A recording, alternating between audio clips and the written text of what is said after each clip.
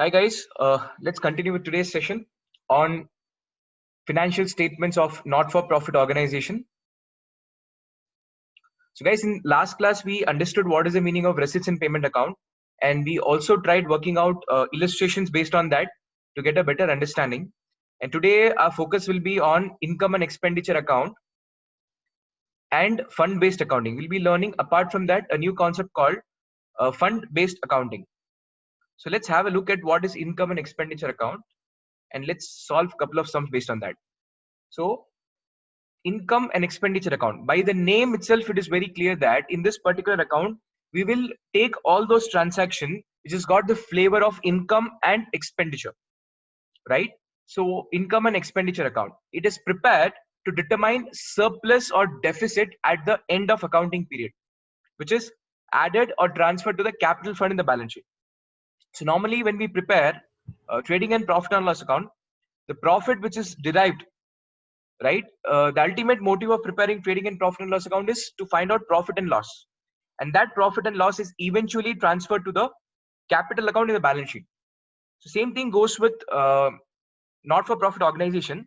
So instead of profit and loss account, we prepare the account called income and expenditure account, because the motive of this organization is not to make profit, right? But definitely in the due course, the business is happening as a part and parcel of this organization, and thereby there could be a resultant surplus or a deficit which could be figured out at the end of the year. So we don't call it as profit. Instead of profit, we call it as surplus, and instead of loss, we call it as a deficit. And both the surplus and deficit is transferred to the capital fund in the balance sheet.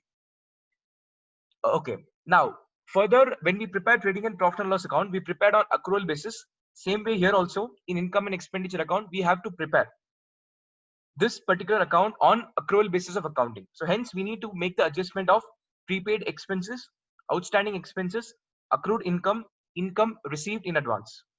And of course, non-cash expense like depreciation, etc. needs to be accounted. Okay, in non-cash expenses, the way we used to record in our trading and profit and loss account, the same way we have to record the similar kind of transactions in income and expenditure account as well.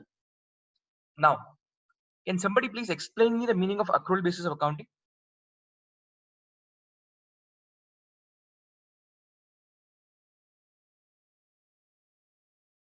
In the context of income and in the context of expense, can somebody explain me the meaning of income? How do you account income? What kind of income are they talking about under accrual system? The income earned are not received. Okay. So in And income and expenses, expenditure account, we record all those income that is earned plus received in cash or bank. So income earned plus received is recorded in under income and expenditure account, plus income that is earned plus amount not received is also accounted in income and expenditure account. So can I give an example for this as cash sales, where I've sold the goods, income is earned plus it is cash is received, and this is credit sales. I'm just giving a rough example. So under income and expenditure account, we record all those income which is earned. Amount whether received or not received is not relevant. The moment the income is earned, we have to record the income in the current year, the year in which the income is earned. Now we have to understand the meaning. What is earned? We have to understand the term what is earned. So that I'll explain you in next couple of minutes. Similarly, expenses. We record all those expenses which is incurred. Whether paid or not paid doesn't matter. The moment it is incurred, it has to be recorded.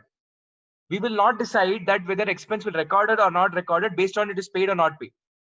Payment or non-payment is not important. What is important? If it is incurred, then you have to record it. So we have to understand the meaning again of incurred. What do you mean by incurred and what do you mean by earned? So let's understand that context.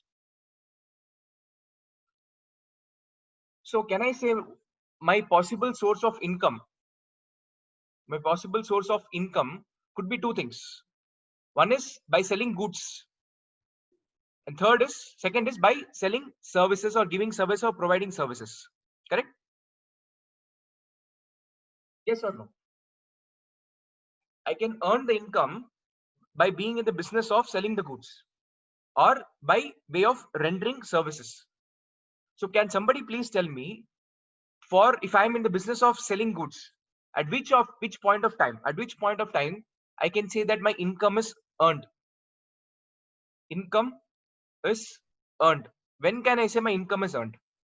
So when we give the goods, Okay. So which means that when I physically deliver the goods to the customer, plus the risk of the goods, risk is transferred to the customers. What is happening? Income is earned the moment I'm delivering the goods to customer. Sir, I will Plus, just be back in a minute, sir. Sure, no problem. Plus, the risk is transferred. What do you mean by risk? Once I deliver the goods, if any damage is happening to the goods, who will be the responsible person? The customer. So when you have delivered the goods, plus when you have transferred the risk, when both of these activities are done, which means goods are out of your control. So that is the moment when your income is earned. That is said to be a moment where your income is earned. Is this point clear or not clear? When my risk and reward both are transferred, or at least minimum when the risk is transferred and the goods is delivered, this is a point where we say that income is earned. Here you might have received the cash, or you might not have received the cash. Doesn't matter whether you receive the cash or not receive the cash. It doesn't matter. The moment goods are delivered plus risk is transferred, then income is earned. Nowhere they said that cash has to be received. Had I told that plus cash has to be received, then which means that income is earned only when I satisfy all the three conditions. But no, income is earned in the first 2 points itself. Cash is not relevant here. So whether if cash is received or not received doesn't matter. My income is earned. As long as service is concerned, when is my income said to be earned? When is my income said to be earned? When I completed my service. When I completed my service, even if you've not paid the money, it is confirmed that my income is earned. I have earned my income, but maybe I have not received the money from you. The moment you have completed my service. So let's say if I'm in the business of teaching, the moment my service, my teaching for you as promised is completed, whether you give the money or not, my income is earned. Even if you did not give me the money, I have to show income for that particular year. So let me give you some insights on this. So let's suppose this is financial year let's say 2021.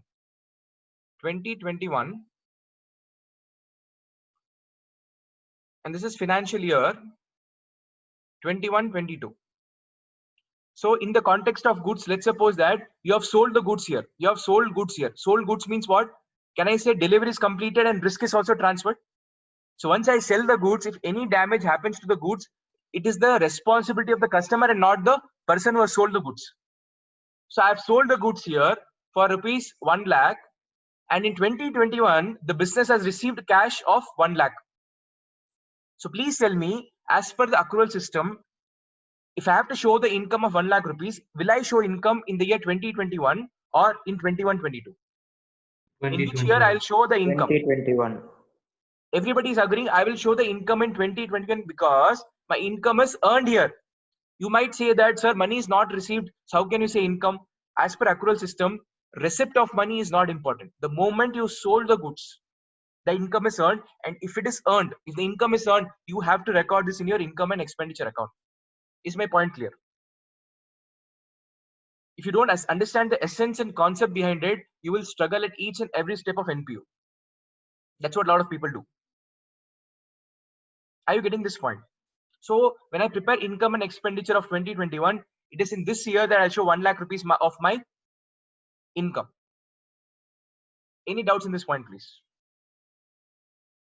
no, sir. Others?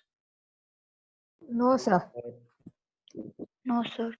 This is financial year 2021 and this is financial year 21-22. Okay, I'm doing a service. I'm teaching all of you. You're taking service from me from March till February, or let's say from April till Feb. You are taking coaching from me, right? So I have given total coaching for all of you. Let's say put together 1 lakh rupees. Total service cost, service value. Total service value is 1 lakh rupees. Now, none of the students have paid me any money in 2021. People have started paying me in the next year, 21-22. So cash received here 1 lakh. So can I say in the month of April I started my service and I completed within February? I completed in February. So can I say my service is completed? Did I complete my service? Yes, sir. Everybody. Yes, sir. Yes, sir.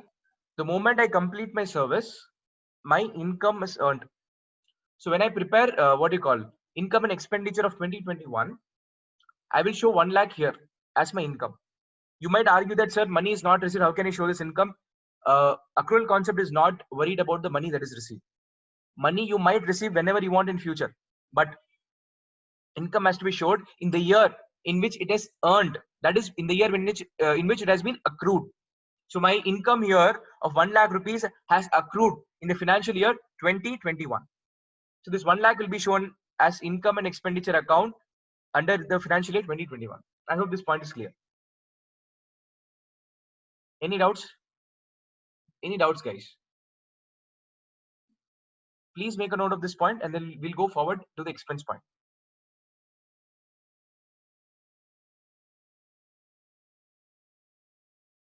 Anybody who's still copying this? So can I erase this? Okay, let me clear this off. Now let's understand this from the perspective of expense. When is my expense considered to be incurred with regard to goods? When is my expense incurred? My expense is incurred when I receive the goods, when I purchase the goods. When I purchase goods, that is, goods have delivered to me. Goods has been delivered to me, plus when I have taken the risk. When I've taken the risk. So if something happens to the goods, who will be responsible? It is us who will be responsible. So if these 2 points are satisfied, which means our expense is incurred. When I've taken the delivery of the goods, when I've taken the physical possession of the goods, plus I have taken the responsibility of the goods, risk of the goods, it is said that my expense is incurred. Whether I paid the money or whether I did not pay the money doesn't matter. So let me give you an example here. So this is financial year 2021 and this is financial year 21-22. I purchase the goods here. When I purchase the goods, goods have been delivered, plus the risk has been transferred to me. The goods is worth, let's say, 1 lakh rupees. I made a payment. I made the payment to the opposite person only in the financial year 2021. Cash payment 1 lakh rupees in 2021. Now, please tell me, if I have to record the expenditure of 1 lakh, will I record in 2021 or 21-22? I paid the money only in 21-22. If I have to prepare income and expenditure account and record this 1 lakh rupees, in which year will I record 1 lakh? 2021 or 21-22?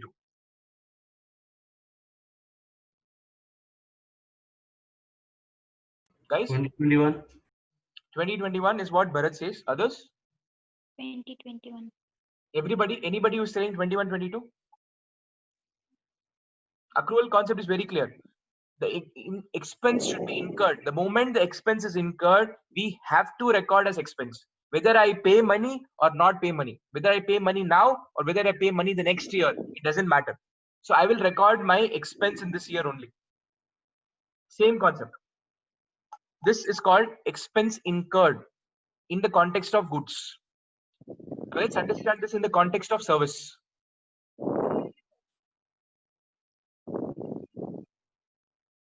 In the context of service, expenses incurred when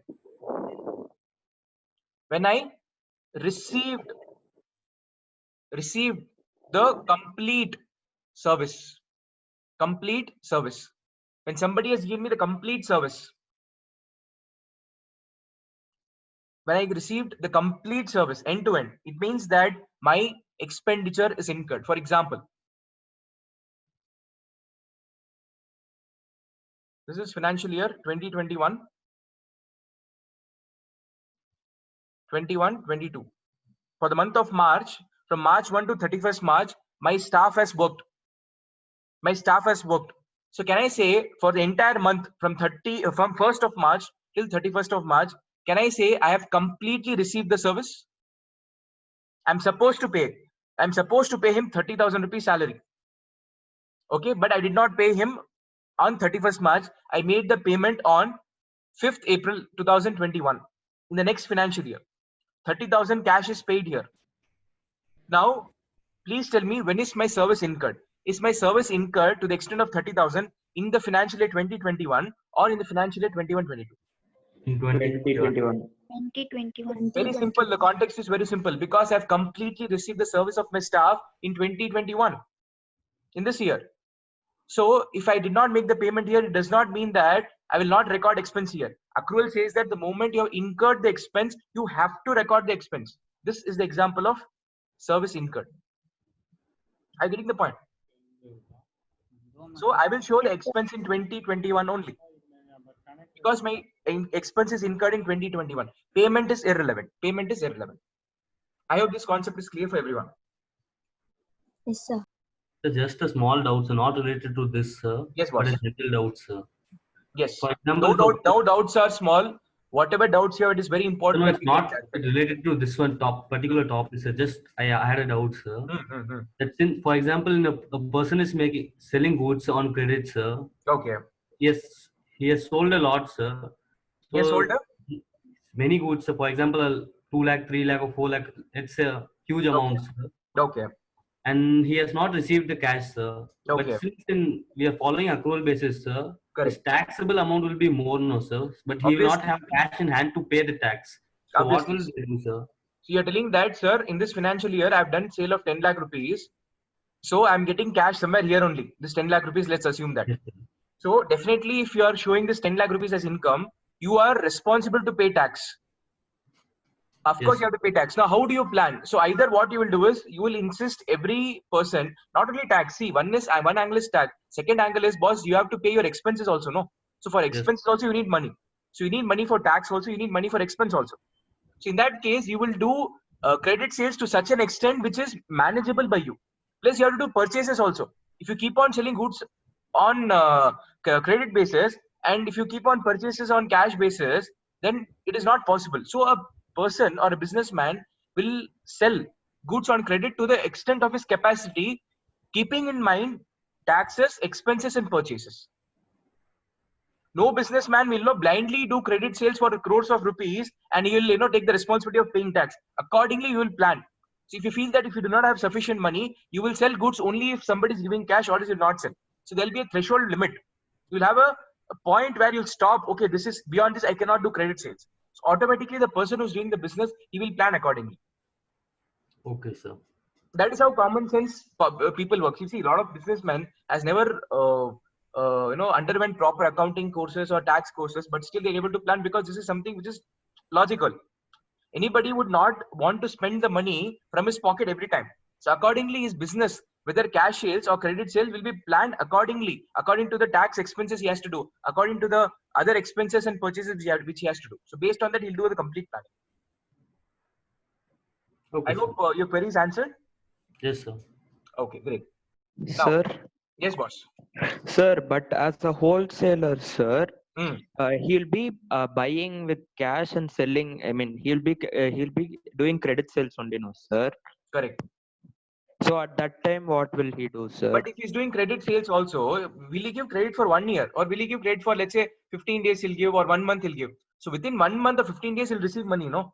So his working capital cycle will be in such a way that he'll plan his credit period in such a way that, okay, if somebody gives me in 15 days or 1 month, he can manage the business. So accordingly, he'll plan it. I agree your point that a lot of people, wholesale people, they work on only credit system. But the credit system is designed in such a way that the goods what they purchase will be of, let's say, 30 days credit, and the selling period, the credit will be 20 days. So still they have 10 days gap. So everything will be planned accordingly. Okay, Now, sir. there cannot be a case where you're buying goods with cash or buying goods on credit, and you're giving entire sales on credit for 1 year. So it is not possible that a person who's selling goods here will receive complete cash here. That is not possible. So he'll plan his business in such a way that he will receive sufficient cash here, which is required to pay tax, expenses, and purchase. Point clear? Yes, sir. Okay, great. Sir, Yes, ma. sir, in this income and expenditure, Yes. in one accounting period, we are selling some goods, sir. Okay. If we are receiving the money in next accounting year, it is okay. But if you are not receiving it at all, but we are recording it, however, sir. So you're telling that, sir, I'm recording my income here, Yes, my but if income they of 1 lakh cheated me here, or expecting that this money will come in future, but is not coming. Can I say it is a loss? Bad yes, debts. it is Bad a debts. loss. But, Bad debts. So what happens is the moment you decide that the money is not going to be received in future, you have the option to record as loss, and loss has got the impact of reducing the income. I agree that income of this year will be more, but But I accordingly, already mentioned it in my income and expenditure, no, sir. correct. It is mentioned already. So next year, let's suppose my income is 2 lakh rupees. If my loss is 1 lakh, so from income, if I minus loss, what is my net income? I'm booking again 1 lakh. Okay, sir. So this will be adjusted in the subsequent year's income. Okay, sir.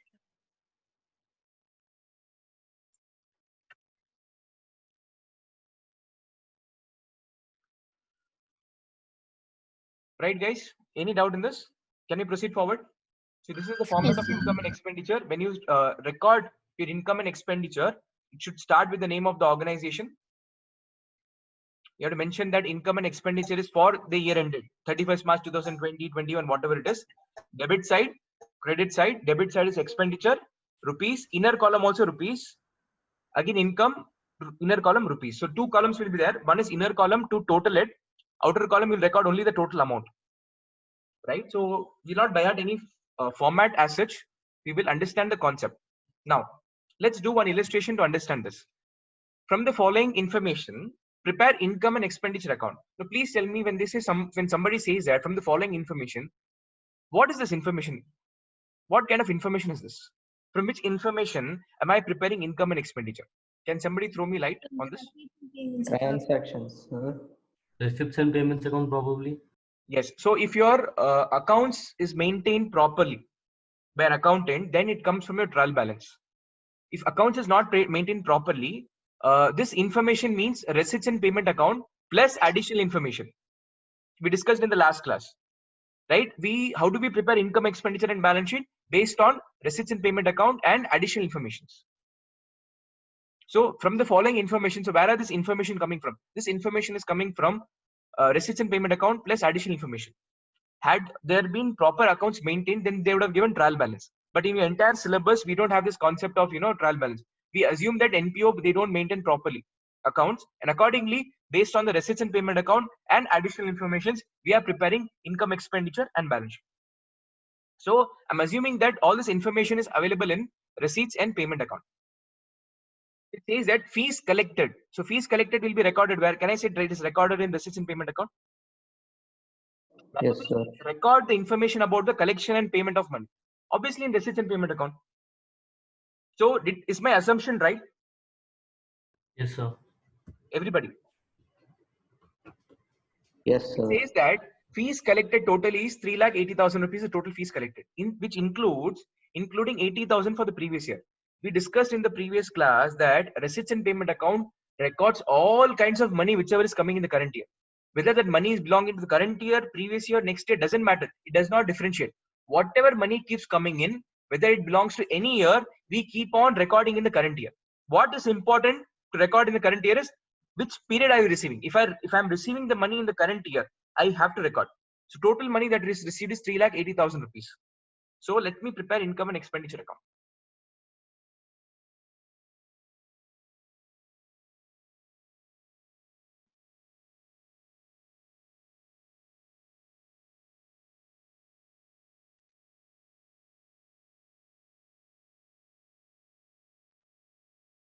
So debit side, debit all expense and losses. So expenditure, rupees. Income on the credit side, credit all incomes and gains. Again, rupees. Credit side. Now, for a second, forget this. Fees collected is 380. So can I say, based on the receipts and payment account, I'll take the information in income and expenditure account. So can I record here by subscription? Sorry, by fee received. By Yes, sir. fee received in the inner column 3,80,000. If nothing is given, can I say this will straight away be my income? If no other information is given, this will be straight away my income. But in this question, they say that this 3,80,000 includes an amount which is the amount belonging to the previous year, including 80,000. So can I say this 80,000 is the income of the previous year, but the amount is received in the current year? So this 80,000 is already charged to the income in the previous year. So this 3,80,000 includes that 80,000. So if I do not minus this 80,000, can I say this 80,000 will be recorded in my current year's income? Guys, I'm taking this 3,80,000, which is directly coming from receipt and payment account, and I'm recording in income and expenditure account. So if you do not minus this 80,000 rupees, can I say this 80,000 is charged or already recorded as income in the previous year's income and expenditure account, and also you will be recording in the current years if you do not minus it? So is it not my responsibility to minus 80,000 rupees? Yes, sir. So less, what is this called? This is called outstanding fees in the beginning of the year, in the beginning of financial year. So this 80,000 is nothing but in previous year's balance sheet. In the previous year's balance sheet, it was closing or outstanding balance of the previous year. So we are in which year? This, have they given any year? Okay, let's assume that this is income and expenditure account for the year ended 31/3/2020.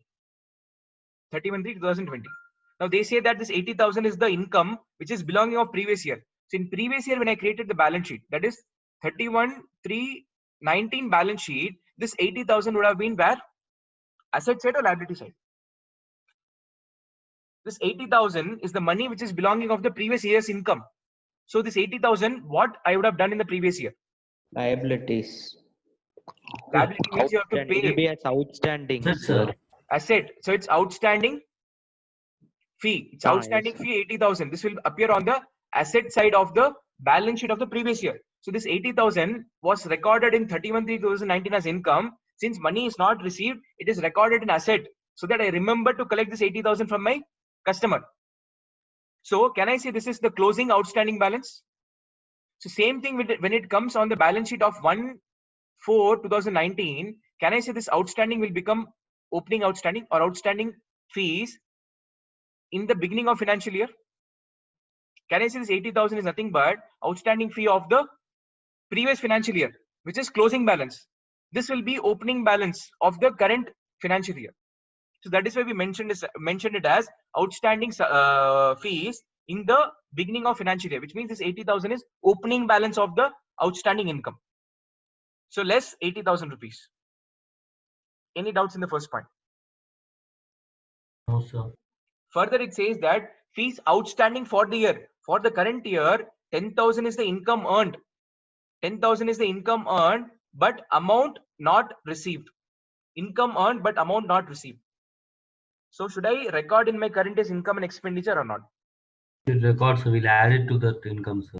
So what will I say? Can I say add outstanding subscription in end of financial year? So this is my outstanding subscription or outstanding fees, not subscription, sorry. Outstanding fees for the current year. So plus 10,000 rupees. So what is the outer column value? 3,10,000 rupees.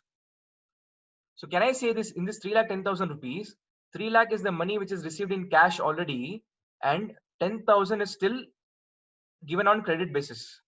So can I say 3 lakh is my cash income and 10,000 is my credit income?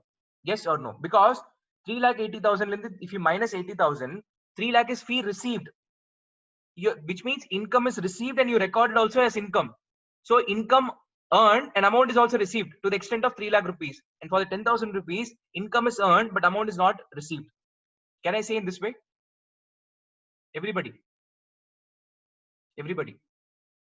Yes or no?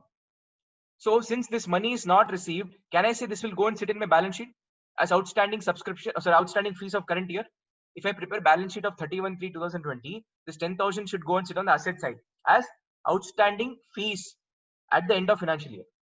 Yes or no? Yes, sir. Because I have not received the money. I'll receive the money in future. Asset is something what you own, or asset is something what you expect to receive in future. And 10,000 rupees is the money what I expect to receive in future. Any doubts in first 2 points, please? Any doubts in the first? No, sir. No, sir. Salary paid. Paid means what? Money is gone. 28,000 money is gone out, including 3,000 for previous year. For a second, forget this 3,000. Salary paid is 28,000. So can I say to salary paid how much? 28,000 rupees is money gone. If nothing else would have mentioned, this means expenses incurred and paid. Expense was incurred and paid also. But what is happening is when I paid this 28,000, in this there is an amount of 3,000 rupees. This 3,000 is something which belongs to the previous year. So which means this 3,000 is the expense of the previous year paid in the current year. So please tell me this 3,000 would have been recorded as expense in the previous year, or should I record as expense in the current year? It'll be already it will be recorded, sir. Okay, Bokish says, Sabri says that the 3,000 rupees would have been already recorded as expense in the previous year because we are following accrual basis.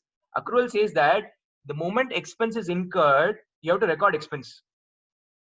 So it says that 3,000 is paid off the previous year.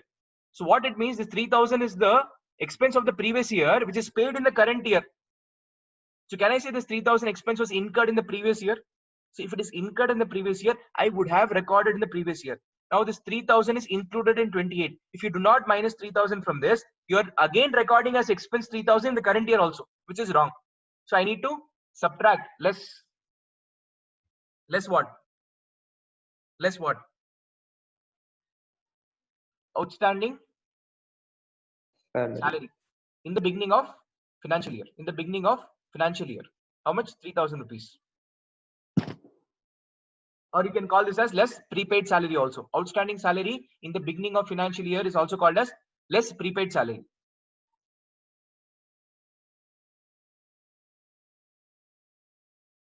Next, salary outstanding at the end of the year. Salary outstanding at the end of the year, 1,000 rupees. What do you mean by salary outstanding? Can I say salary outstanding means salary expense incurred but amount not paid? Can I say this is expense incurred but amount not paid? Yes, sir. Yes, sir. So which means this will be paid in the next year. So can I record this expense in the next year when it is paid? No, sir. Now we have to record. This year. So can I say add? What should I say this? Add outstanding salary. Then Salary outstanding in the end of financial year. How much? 1,000 rupees. 1,000 rupees. So plus, and this is minus. So what is the total? 28 minus 3 is 25. 25 plus 1 is 26,000 is the salary expense. So out of this 26,000, 25,000 is the expense for salary which is incurred plus paid. Balance 1,000 is expense incurred but not paid. So that 1,000 rupees will go where? It will go in my balance sheet as liability. So this 1,000 rupees will also go to my balance sheet because I have not paid. If I have not paid, anything which is not paid now, which I'll pay in future is my liability. So this 1,000 will go in the balance sheet as liability. Any doubt in third and fourth point? no, sir. Everybody. Manish, No, sir. comfortable? Uday, Nitin, Georgie, Yes, no doubt, Jaren, no doubt, Saurabh, sir. comfortable? Next No it says entertainment expenses is Yes, 3,000. yes, sir. Whether they paid or not paid, they have not mentioned. So can I record this entire expense to entertainment expense? What is the value? 3,000 rupees. Can I record? Yes, sir.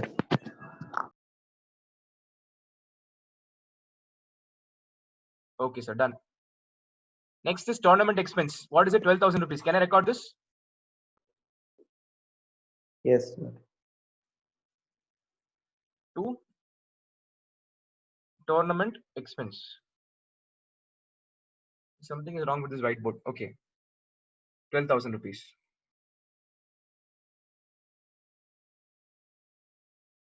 Coming back. Meeting expense. Can I record meeting expense? 18,000 rupees. Yes, sir. So to meeting expenses. Something is wrong with whiteboard. What I'll do is I'll just come back here. Note it down here. So we recorded this 3,10,000 rupees. We recorded 26,000 as salary. Entertainment expense 3,000. Tournament expense 12,000. Yes, meeting expense 18,000 we record. Till this we recorded. Then we have something called traveling expenses. How much? 6,000 is my traveling expense. Can I record this expense? Nothing is mentioned whether it is paid or not. We assume that this is expense incurred and paid also. So rent 10,000, traveling expense 6,000. Where is rent given? Rent was given earlier. Okay, rent paid is given here. Rent paid is given here, 10,000. So this also I record. Traveling expense 6,000, rent paid is given. Now in between that, there's something called purchase of books and periodicals, including 19,000 for purchase of book. So 29,000 totally spent. In this 29,000, we have two portions. One, we have 19,000 for the purchase of books, and we have 10,000 which is purchased for periodicals. See, so in this question, what they have done is they have treated this 19,000 as asset. So I will tell you, you have to treat this 19,000 as asset in the case if you're running a literature club or a library, which means whatever books you're earning, whatever books you're purchasing. Can I say this books will help you to earn revenue? This 19,000, let's assume that this is a library or a literature club. So this 19,000 worth books, what you are purchasing, can I say people come in library and they pay you small amount? So can I say this purchase of books is asset? This is asset because this asset is helping you to increase your business, not for only 1 year, for upcoming 2, 3, 4, 5, 10, 15 years also. So can I say this purchase of book is an asset? Why I call it as asset? Because this asset is helping me to generate income for more than one financial year. It is helping me to increase the revenue earning capacity of the business. And if you see the volume of the book, value of the book, 19,000 rupees. If somebody purchases book worth 19,000, it is not normal. So if you and I purchase book, we'll purchase for 1,000 rupees, 500, 2,000 maximum. So if somebody is purchasing 19,000 worth book, it means it is something for, running a library or something like that. So in this question, they have not mentioned whether they are running a library or not. So they have assumed that they are running a library and we are charging this entire 19,000 as asset. And remaining 10,000 rupees, which I'm spending on periodicals. Periodicals is nothing but your newspapers, your magazines, monthly magazines. On that, you're spending 10,000 rupees. So that is something which is consumed on a daily or monthly basis. So this 10,000 is my expenditure, and this 19,000 will go and sit in my balance sheet as asset purchase. So this 19,000 is my capital expenditure, and this 10,000 is my revenue expenditure, which is recurring in nature. Periodical means newspaper, magazines. Newspaper is ordered on daily basis. Magazine is ordered on sometimes weekly basis, sometimes bi-weekly, and sometimes monthly, and sometimes quarterly also. So that is recurring in nature. So 10,000 will go to my income and expenditure account. Amount spent on purchase of books is a capital expenditure, hence it is not shown on income and expenditure account.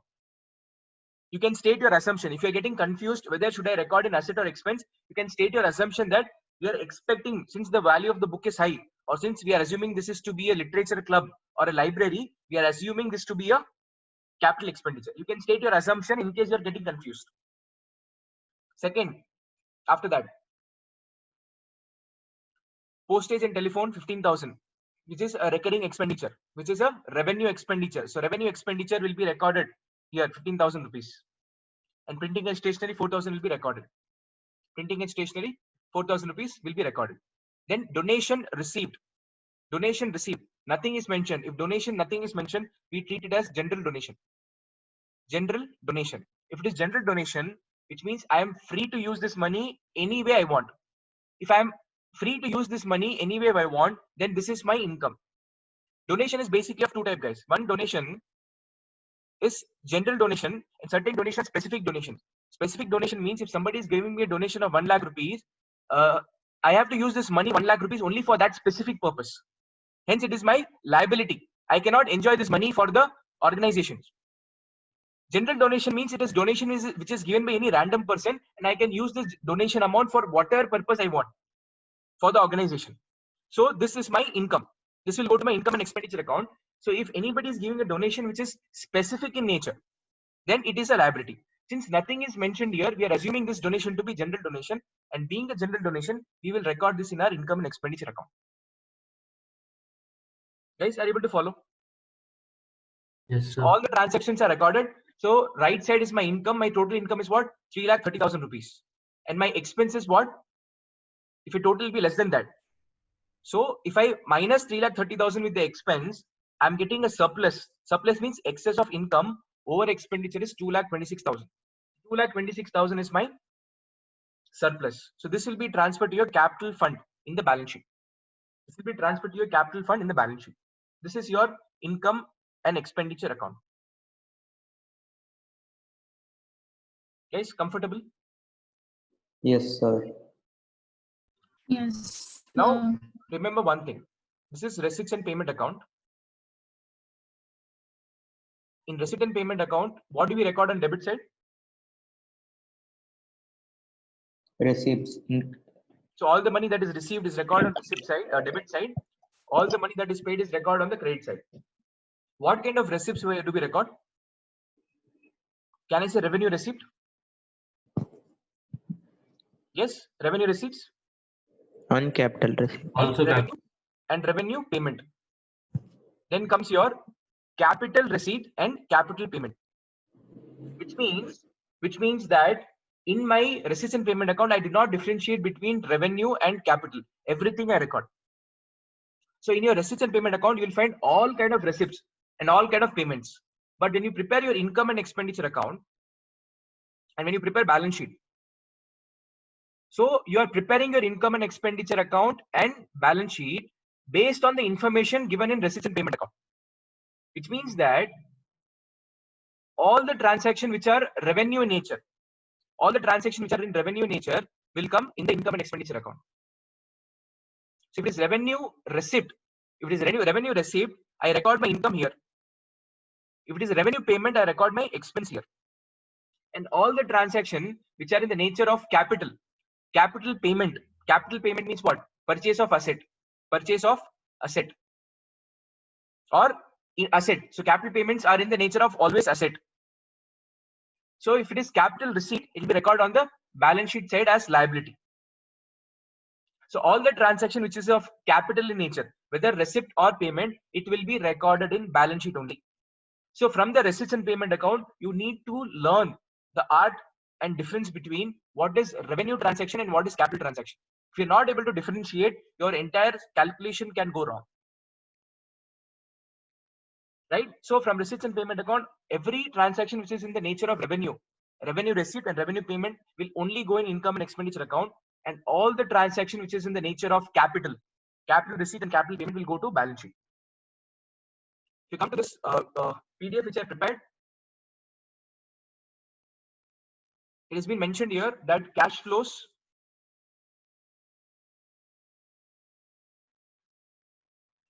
one second, let me select the ink.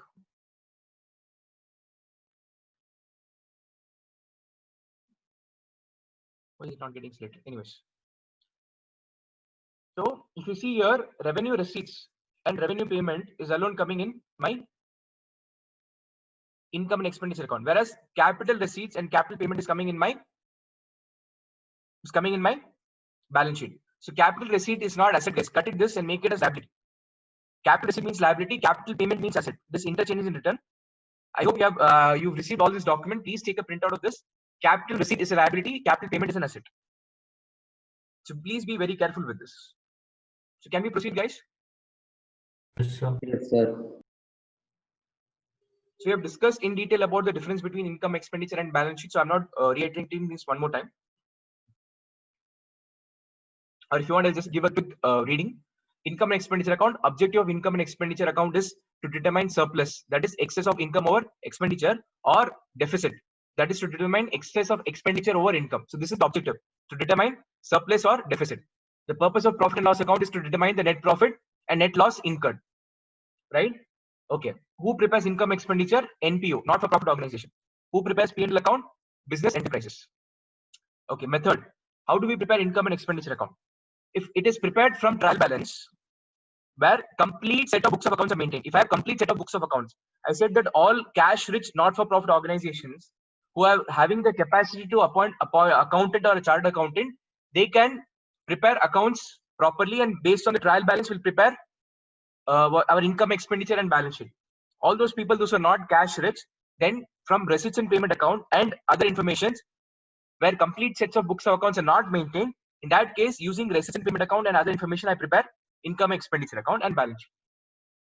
Profit and loss account is prepared on the basis of trial balance and other informations.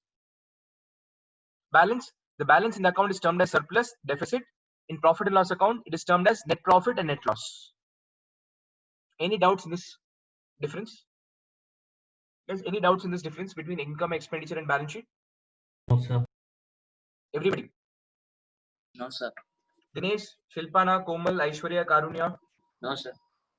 Comfortable? No, sir. Yes, sir. Yes, sir. Yes, sir. Excellent. Difference between receipts and payment and income, expenditure. I'll just give a quick reading. Purpose of the accounts is to show difference between two sides, showing cash and bank balance at the end. The purpose of the account is show difference between two sides, debit side and credit side. What is the difference and what is the money that is left at the end of the financial year?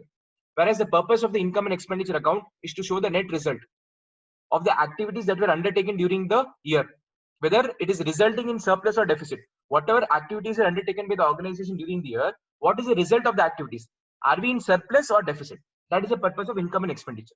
Nature, it is classified summary of cash transaction. Receipts and payment account is summary of cash transaction, showing receipts and payment under different heads for the period. So this is a real account. Whereas your income and expenditure account is like your profit and loss account, nominal account. Debit all expense and losses, credit all incomes and gains. So we record all expense and losses, incomes and gains. Form, debit side of the account is recorded as receipt and credit side payment. Here debit side expense and losses, credit side incomes and gains. Balance, balance in the beginning of the cash in hand and bank is recorded, and balance at the end of the financial year. How much cash in hand and how much bank balance is left is recorded. When I balance receipts and payment account, at the end of the year, how much cash is there in hand and how much bank balance is there, it gives the information on that. Whereas there is no balance in the beginning of the year. Obviously, income expenditure account, there's no balance in the beginning. Obviously, the balance will be at the end, and that balance could be either surplus or deficit. The balance could be either surplus or deficit, which is transferred to the capital fund. It is transferred to the capital fund. Nature of items recorded, capital and revenue. So it shows receipts and payment during the year, both capital and revenue. Whereas in income expenditure, we record only revenue nature relating to the current accounting period only. So one thing is we record only revenue transaction, and plus that is something which belongs to the current accounting period only. Very important. Period to which item relates. In receipts and payment account, during the year, whether they relate to past, current or succeeding, whether the amount that is received, whether it is for past year, current year, next year, everything is recorded. Whereas we show current year's income and expenditure alone. We show only income and expenditure of current year only. Adjustment, it is cash system of accounting. Obviously, it is receipts and payment. Receipts and payment means cash system of accounting only. Hence, adjustment is not made. Adjustments for what? Prepaid, outstanding, accrued, and income received in advance. This adjustment is not made in receipts and payment, whereas this adjustment is made here in income and expenditure account. That's what we did. That's what we did. From the fees, we adjusted the outstanding, etc. Right? So that is called adjustment. So adjustment naturally happens in my income and expenditure. Depreciation is not recorded here in receipt and payment because it is non-cash. Receipt and payment account, we record only those transactions which are cash related. And depreciation is not some expenditure which we can go and purchase in market by paying it. No. So it is a non-cash item. So non-cash item is recorded as expense only in income and expenditure account. Only in income and expenditure account. Any difficulty in this, please? No, sir. No, sir. Right? I'm not giving you a break. I'm going with the next concept of fund-based accounting because we have only half an hour left. So can we go it? Can we go? Yes, Next sir. and very important concept is, guys, fund-based accounting. Now let's understand what is the meaning of this. Fund means amount received, any amount that is received or set aside by a not-for-profit organization for a specific purpose. Very important point to be noted. Amount you receive for a specific purpose or amount you set aside for a specific purpose, then it means fund. That is meaning of fund. What is meaning of fund? Fund means any amount that is received by the not-for-profit organization for a specific purpose. Or fund means any amount set aside, kept aside by not-for-profit organization for a specific purpose. This is called fund. Fund amount along with the income earned on the fund cannot be used for the purpose other than those for which it is received or set aside. So this fund, what you're keeping aside, this fund you will invest somewhere. When you invest somewhere, you get some income out of that. That income, what you're getting, has to be used only for that specific purpose for which you're receiving. For example, let's have this understanding here. Let's take an example to understand this. Understand the concept of fund-based accounting better. Okay, prize fund has a balance of 1 lakh. What is prize fund? Fund means any money which is set aside or received for a specific purpose. So what is the purpose of this fund? The purpose of this fund is to distribute prize. So I am a not-for-profit organizations. I conduct events on regular basis, programs on regular basis, and for that program, I need money. I need fund to distribute prize. So what they did is, whatever the income or surplus is earned within the organization, they create a separate fund, and this money is used only for the purpose of prize. Or it is possible that some people are donating this money specifically in prize fund account. So that money which is donated should be used only for the purpose of prize fund distribution. So what are they telling is, prize fund has a balance of 1 lakh rupees. So I have a balance. So let me come to the whiteboard. This is balance sheet. So prize fund is a liability, guys. Prize fund is a liability because this money I cannot freely utilize. Prize fund is a liability because I cannot use this money freely. This has to be used only for a specific purpose. So in that case, what happens? This becomes a liability. Why liability? I cannot use this money for anything else except prize. So if this money, whichever is there in the prize fund account, the opening balance of 1 lakh rupees, this 1 lakh rupees will be spent only for the prize in future. This 1 lakh money which will be spent in future will be spent only for the purchase of prize and distribution of prize. They're telling that prize fund has a balance of 1 lakh. So when I started the balance sheet in the beginning of the year, I have an opening balance of 1 lakh rupees. So sometime in the previous year, somebody would have donated this 1 lakh rupees specifically for prize distribution purpose. So the money would have been received in the previous year. So in previous year, what will be my entry in previous year's balance sheet? So this is balance sheet of 2021. Balance sheet of previous year, what happens is in 1920, prize fund money was received 1 lakh rupees and cash is received 1 lakh rupees. What is the entry? Cash account debit 1 lakh to prize fund 1 lakh. So money is received, so cash came in, debit what comes in, and this is liability because I cannot spend this money for any purpose what I like. I can only spend for the purpose of price. So 1 lakh money was received and this 1 lakh is my price fund. So this is the closing balance of the previous year. So can I say the same 1 lakh rupees will become now opening balance in the current financial year? Yes or no? Yes, sir. Cash here it is 1 lakh rupees again. Same, it is carry forward. Other balance sheet items I'm not explaining. Only I'm explaining from the perspective of fund. Now what is happening is, question is telling that this fund had a balance of 1 lakh which is invested as fixed deposit in bank for earning 8% interest. So what they feel is, I need this prize fund money of 1 lakh rupees only after some 7 or 8 months. So until then this 1 lakh rupees is lying idle with the organization. So what organization felt was, I will invest this money in fixed deposit. So it reduced the cash balance and it deposited this money as investment in fixed deposit. So your cash balances now become 0. The fixed deposit or the investment values become 1 lakh. So what will be the entry for this? You'll create investment account, fixed deposit account, debit to cash, which means one asset is reducing, another asset is increasing. Fixed deposit is my investment. Investment means asset.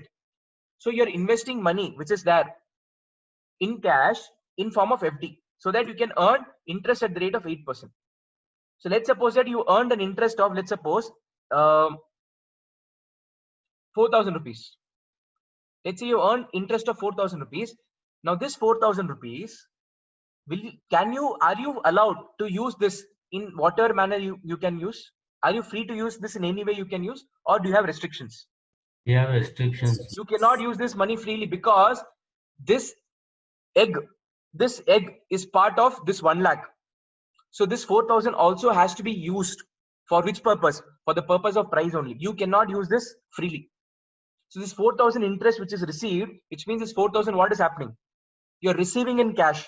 If something is received in cash, can I say your cash will increase plus 4,000? Can I say your cash will become now, after this money is received, can I say it will become 4,000 rupees plus 4,000? So cash balance is now become 4,000. So what is the entry? Cash account debit to interest income, 4,000, 4,000. I'm talking about this investment when it earns interest.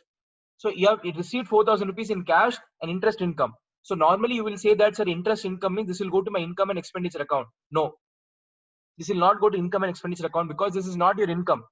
This will go to income and expenditure account when I am freely allowed to use this 4,000 rupees money in whatever way I can. If I have the complete authority to use this money in whatever way I can, then this 4,000 will go to income and expenditure. But I am not allowed to use this money freely. So which means if I am not allowed to use this money freely, I will not take this to income. So this 4,000, which is on the credit side, this is a liability because this 4,000 you have to use this in future for distribution of price. So along with this, you will add interest income, 4,000 rupees. Can I say liability has got credit balance? To increase credit balance, you credit it. So that's what I did. Interest income is my liability here, not income. So to increase income, I gave a credit. So this 4,000 will go and get added along with the 1,000 rupees. So telling that, they're telling that this 1 lakh which was invested in fixed deposit in the bank for earning 8% interest, and further 10,000 rupees is donation is received towards it. Further 10,000 is received. So can I say further 10,000 is received? Can I say you'll add this 10,000 here as donation? Donation 10,000 you'll add, and 4,000 also 10,000 you'll add on the cash account also. What will be the entry for that for 10,000? Cash account debit to price fund, 10,000, 10,000. Asset increase, liability increase. So what is the total cash balance now? What is the total cash balance? Initially you had 1 lakh rupees. You invested that, so minus 1 lakh. After that you got 4,000 rupees interest plus 10,000 donation. So can I say now 14,000 is cash? Can I say 14,000 is cash? So 14,000 is cash and 1 lakh is in FD. So total is how much? 1 lakh 14,000 rupees is my total value of the asset. And can I say total value of liability is 1 lakh 14,000 rupees? Which is 1 lakh is my opening price fund.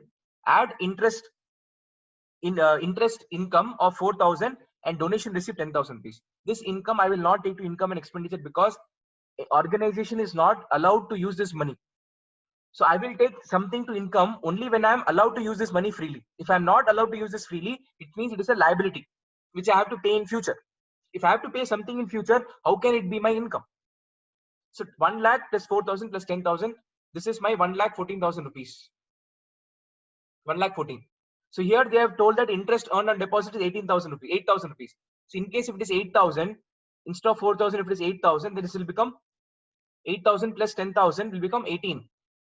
And this will become 8,000 here. So total will be 1 lakh 18,000 rupees.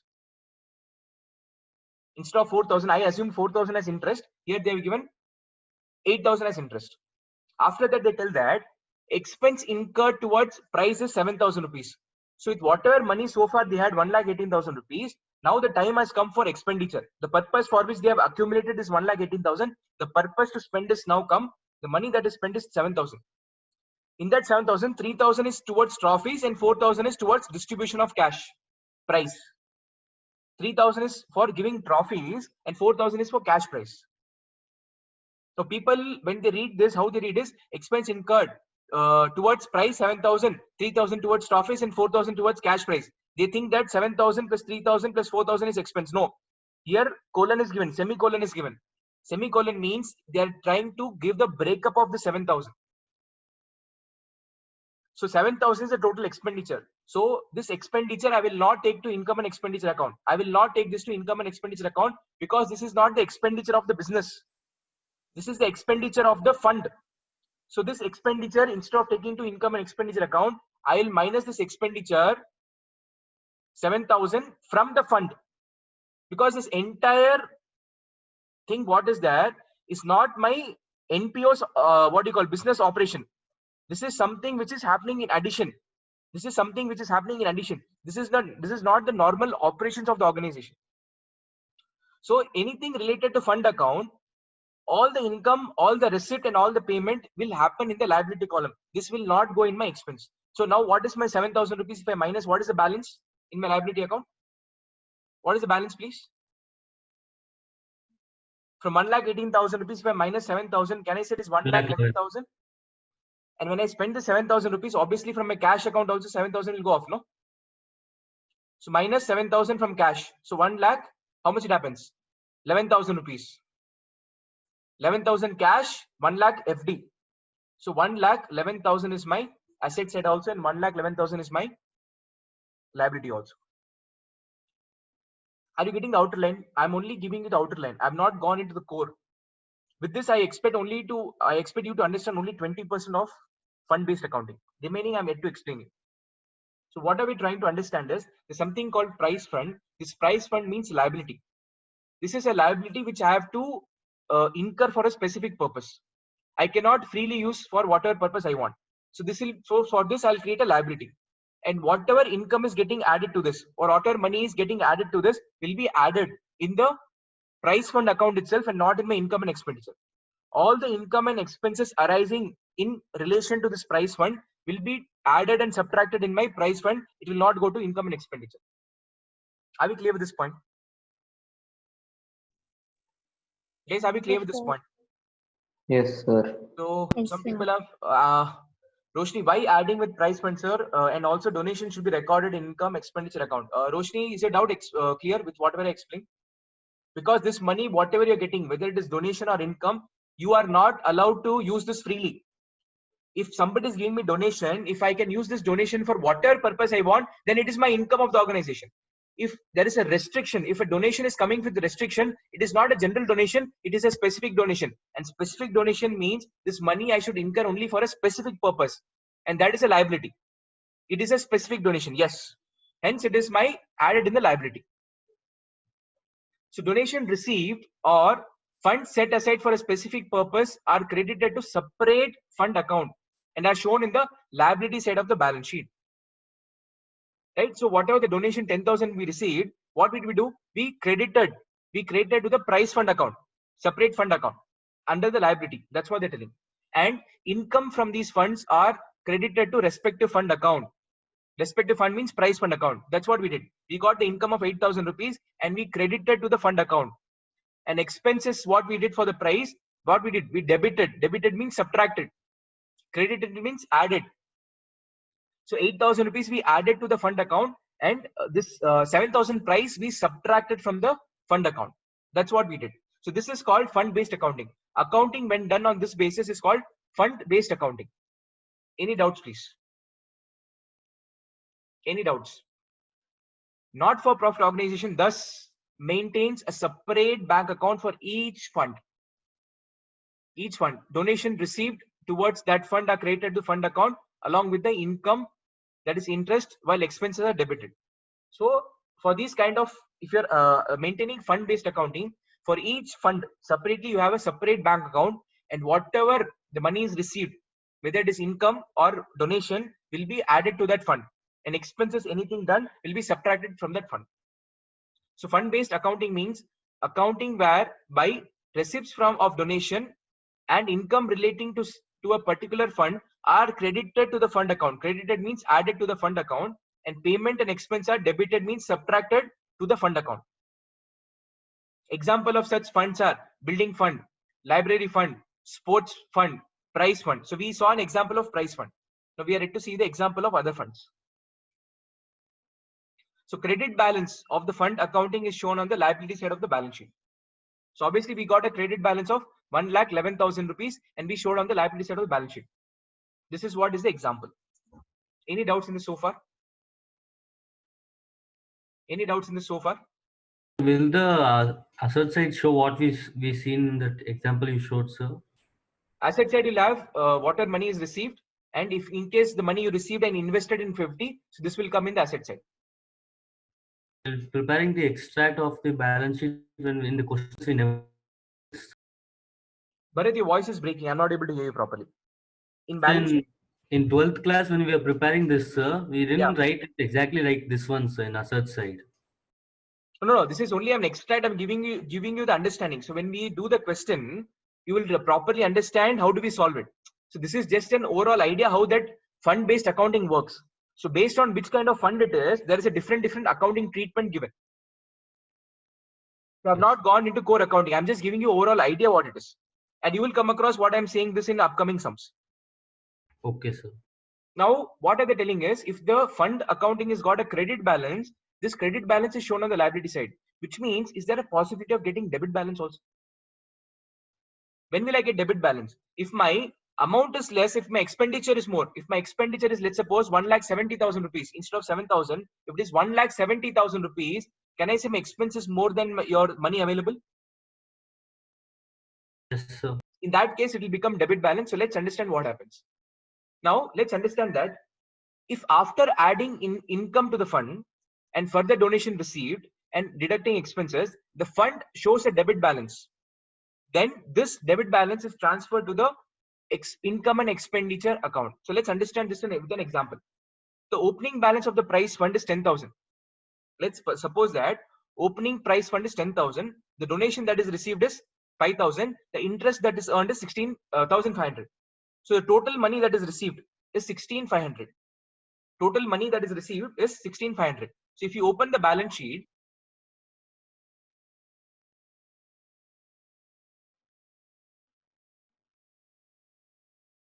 so this is prize fund.